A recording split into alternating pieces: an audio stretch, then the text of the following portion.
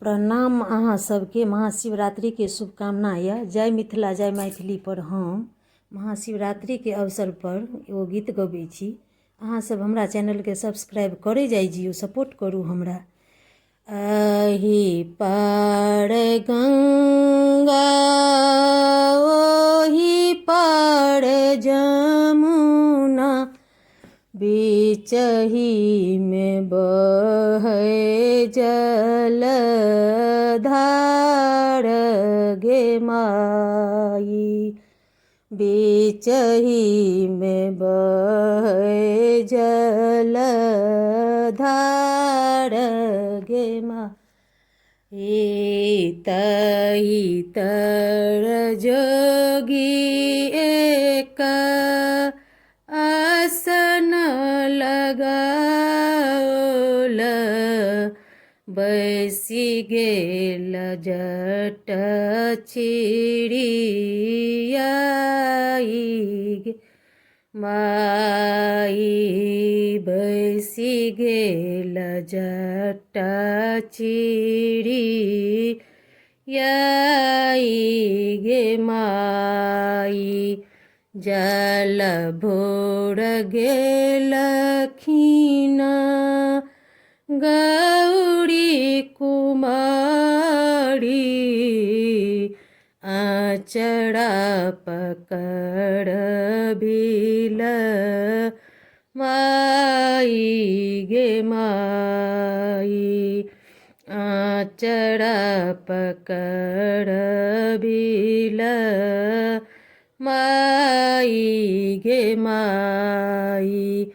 छोड़ू छोड़ू आहे शिव हमरो चढ़बा, हम बेटी बारी कुमारी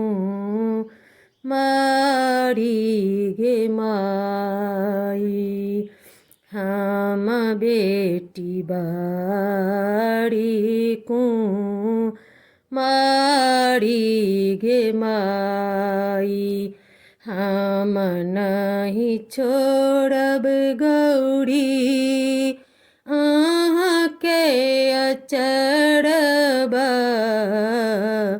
हमरो से लिखल भी यह गे माई, हमरो से लिखल भी यह गे माई। जटा के देखी गौरी थर थर कापई, भस्म के देखी डेराई गे माई, भस्म के देखी डेराई गे माई। जटा के लेल शिव चंद्र लपेटी, भस्म हमर सिंगार गे माई, भस्म हमर सिंगार गे माई।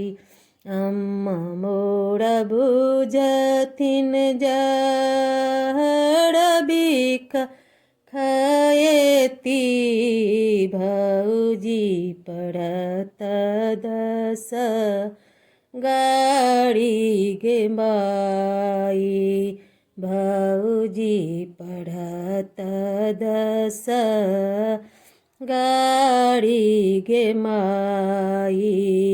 भई बाबा मोर बुझथिन दलन चढ़ी बसथिन,